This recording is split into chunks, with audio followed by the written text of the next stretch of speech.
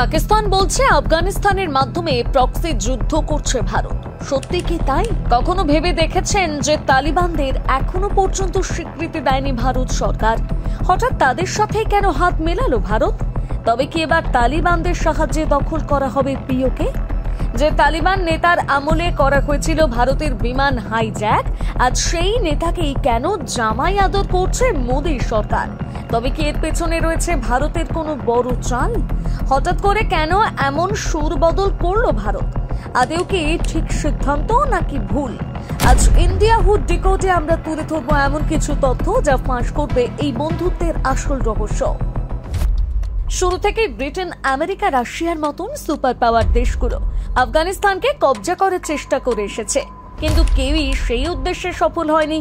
কেউ কেউ বেশ কিছুদিনের জন্য আফগানিস্তানকে দখল করলেও বেশি দিন টিকে থাকতে পারেনি। এই ভূমিতে এখনো পর্যন্ত যারা এসেছে তারা হয় ভয়ে পালিয়েছে, নয়তো কবরে মিশে গেছে। তাই এই দেশকে বলা হয় গ্রেভ ইয়ার্ড অফ এম্পায়ার। আফগানিস্তানের ইতিহাস খুবই রক্তাক্ত এবং বিস্তৃত। সেই নিয়ে আপনাদের আগ্রহ থাকলে আমাদের কমেন্ট করে জানাবেন, আমরা সেই নিয়ে একটি ভিডিও অবশ্যই করব।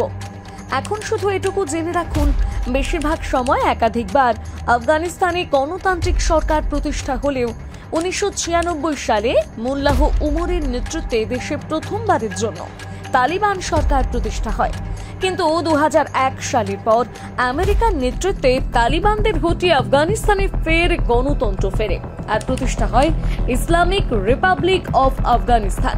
কিন্তু 2021 সালের অগস্ট মাসে গণতন্ত্র ফেলে দ্বিতীয়বার ক্ষমতায় আসে তালিবানরা, আর দেশের নাম হয় ইসলামিক এমিরেটস অফ আফগানিস্তান। দেশের রাষ্ট্রপ্রধান হন হিবাতুল্লাহ আখুন্দজাদা। এই সরকার মেয়েদের শিক্ষা, মানবাধিকার এবং সংখ্যালঘুদের ন্যায্য অধিকার দেয় না। এই সরকার ক্ষমতায় আসার পরে ভারত আফগানিস্তানে নিজেদের দূতাবাসও বন্ধ করে দেয়। এমনকি ভারতের প্রধানমন্ত্রী নরেন্দ্র মোদী নিজের ভাষণে তালিবানদের ঘোর বিরোধিতা করেন। Good Taliban bad Taliban, good terrorism bad terrorism, ये अब चलने वाला नहीं है। हर किसी को तय करना पड़ेगा कि फैसला करो कि आप आतंकवाद के साथ हो या मानवता के साथ हो, निर्णय करो। উত্তরপ্রদেশের মুখ্যমন্ত্রী যোগী আদিত্যনাথও তালিবানদের বিরোধিতা করে তাদের সাথে আইএসআই যোগের কথা বলেন। জানলে অবাক হবেন, এর আগে উত্তরপ্রদেশের সম্ভলের সাংসদ ডক্টর শফিকুর রহমান বারুক তালিবানদের সমর্থন করায় যোগী তার বিরোধিতা করে এবং এফআইআরও করে। এখন এই সরকারি আফগানিস্তানের বিদেশ মন্ত্রীকে সম্পূর্ণ নিরাপত্তা দিয়ে উত্তরপ্রদেশের দার উলুম দেওবন্দ মাদ্রাসায় নিয়ে যাচ্ছে। কিন্তু ঠিক কি কারণে? বর্তমানে রাশিয়া বাদ দিয়ে বিশ্বের অন্যান্য কোনো দেশেই তালিবানদের স্বীকৃতি দেয়নি। তবে চীন ও মধ্য এশিয়ার একাধিক দেশের মতন ভারত আফগানিস্তানের সাথে টেকনিক্যাল মিশন শুরু করেছে। যখন কোনো দেশের অন্য দেশে কোনো দূতাবাস বা উচ্চ কোনো সংস্থা না থাকে, তখন বিভিন্ন স্বার্থে টেকনিক্যাল মিশন করা হয়। কিন্তু এত বিরোধিতা, স্বীকৃতি না দেওয়া সত্ত্বেও 2025 সালের 9 থেকে 16 অক্টোবর পর্যন্ত 8 দিনের ভারত সফরে আসেন আফগানিস্তানের বর্তমান বিদেশমন্ত্রী আমির খান মুত্তাকি। আর এর পেছনেই রয়েছে বেশ কিছু কারণ। এই সফরে এসে আফগানিস্তানের বিদেশমন্ত্রী মুত্তাকি বেশ কিছু ঘোষণা করেন। তিনি জানান, দিল্লির সঙ্গে বন্ধুত্ব আরো দৃঢ় করা হবে। আফগানিস্তানের জমি ভারত বিরোধী কাজে ব্যবহার হবে না। পাশাপাশি তিনি ভারতের বিনিয়োগকারীদের আফগানিস্তানে বিভিন্ন খনিজ পদার্থ অর্থাৎ রেয়ার আর্থ মাইনিং করার আমন্ত্রণও জানান। अफगानिस्तान में माइनिंग के लिए, बिजली के लिए, रोड के लिए और बहुत सारे आरसों में काम करने की बहुत ज़्यादा ज़रूरत है। তিনি ভারতের সাথে যৌথ বিবৃতিতে জম্মু ও কাশ্মীরকে ভারতের অবিচ্ছেদ্য অংশ হিসেবে ঘোষণা করেন। অন্যদিকে ভারতের প্রতিরক্ষা মন্ত্রী এস জয়শঙ্কর আফগানিস্তানে পুনরায় নিজেদের দূতাবাস খোলার কথা ঘোষণা করেন। পাশাপাশি হেলথ কেয়ার ইনফ্রাস্ট্রাকচারের অধীনে নতুন একটি হাসপাতাল, 20টি নতুন অ্যাম্বুলেন্স আর 5টি ম্যাটারনিটি ক্লিনিক খোলার কথা জানান। এছাড়াও পাকিস্তান থেকে বের করে দেওয়া যে সমস্ত শরণার্থীরা আফগানিস্তানকে আশ্রয় নিয়েছে তাদের জন্য বাড়ি তৈরির প্রতিশ্রুতি দেন। কিন্তু ভারতে এসে এত ভালো কিছু ঘোষণার পরেও কিছু ঘটনার কারণে এই সফর নিয়ে শুরু হয় তুমুল বিতর্ক, যার মধ্যে অন্যতম হলো মহিলা সাংবাদিকদের উপর নিষেধাজ্ঞা। ভারত সফরে এসে 10ই অক্টোবর দিল্লির আফগান দূতাবাসে একটি সাংবাদিক বৈঠক করেন মুত্তাকি, যেখানে শুধুমাত্র আমন্ত্রণ জানানো হয় পুরুষ সাংবাদিকদের। এর মাঝে একজন মহিলা সাংবাদিক ঢুকে পড়লেও তাকে সেখান থেকে বের করে দেওয়া হয়, আর সেই নিয়ে সারা ভারতে শুরু হয় বিতর্ক।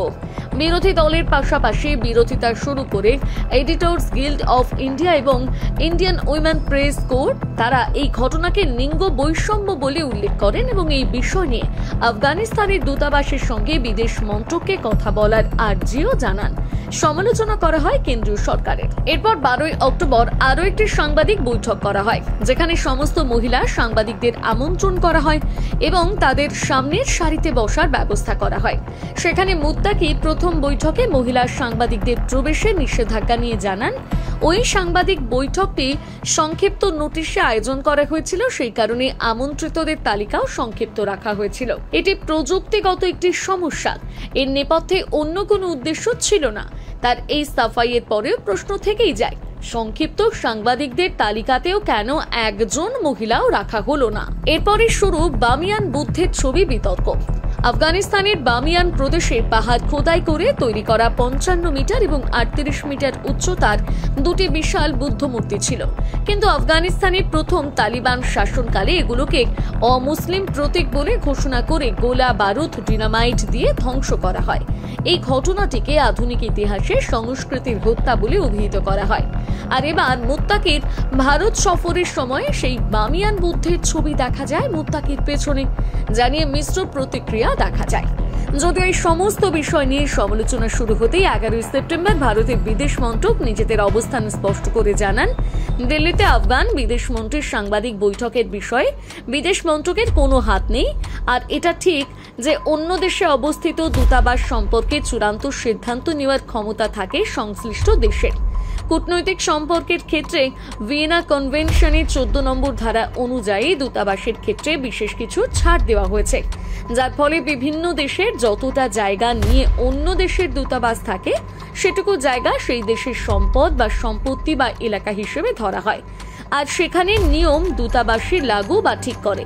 এমনকি দেশের রাষ্ট্রপতি হোক বা প্রধানমন্ত্রী, দূতাবাসে প্রবেশ বা প্রস্থানের ক্ষেত্রে আগে থেকে সবাইকে নিতে হয় অনুমতি। এর জন্য কোনো দেশে আমন্ত্রণ হলে দেখা যায় অবস্থিত দূতাবাসের দেশের লোক হামলা থেকে বাঁচতে দূতাবাসে গিয়ে আশ্রয় নেয়, কারণ কোনো দেশের দূতাবাসে হামলা মানে ধরে নেওয়া হয় সেটা সেই দেশের উপরে হামলা। এবারে আমরা আপনাদের জানাবো আফগানিস্তানের সাথে হাত মিলিয়ে আদৌ কি ভারতের লাভ না ক্ষতি।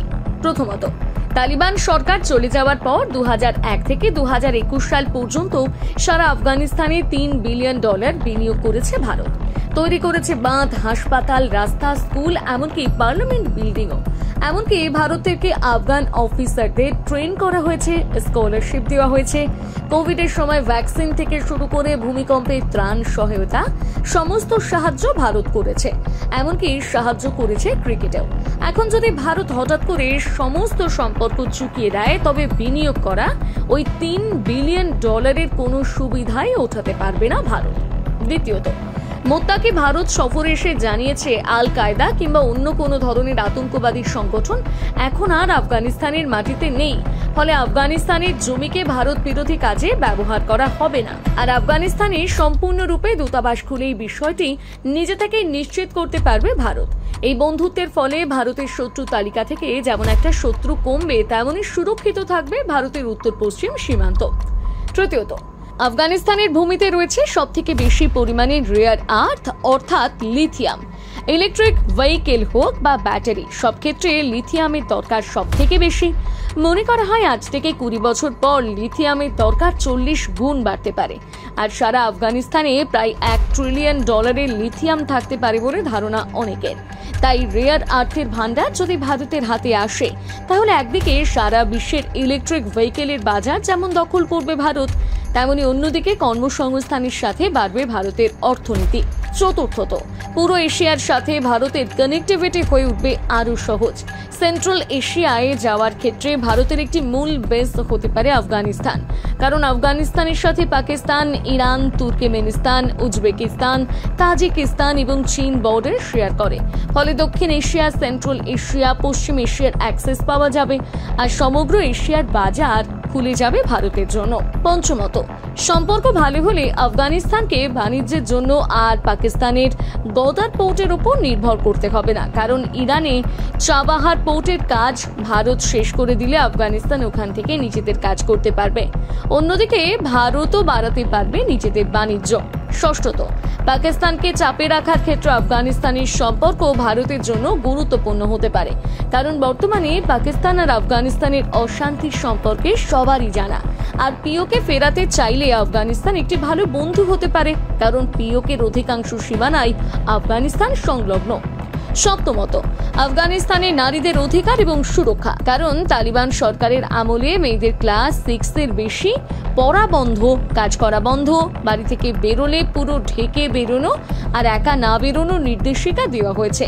কিন্তু ভারতকে আফগানিস্তানের লোকেরা সম্মান করে, আর আফগানিস্তানের সাথে ভারত নিজেদের সম্পর্ক ভালো করে নারীর অধিকার এবং সুরক্ষার বিষয় যথাযথ পদক্ষেপ নেওয়ার ক্ষেত্রে আফগানিস্তানকে জোর দিতে পারে। যেমনভাবে প্রথম বৈঠকে মহিলা সাংবাদিককে বাদ দেওয়ার পর, সেটা যে কারণেই হোক, তালিবানরা দ্বিতীয় বৈঠকে মহিলা সাংবাদিকদের ডেকেছে। এই পরিবর্তন পরেও হতেই পারে, এটা আশা করাটা ভুল না। এখন অবধি আমরা বললাম ঠিক কি কি লাভ হবে ভারতের, কিন্তু ভারত ও আফগানিস্তানের ইতিহাস বলছে এক জঘন্য কথা, যা বারবার প্রশ্ন তোলে প্রতিটি ভারতীয়র মনে। ঠিক কি হয়েছিল? দিনটা ছিল 1999 সালে 24শে ডিসেম্বর। মাসুদ আজহার সহ 2 জঙ্গি বন্দী ছিল ভারতে।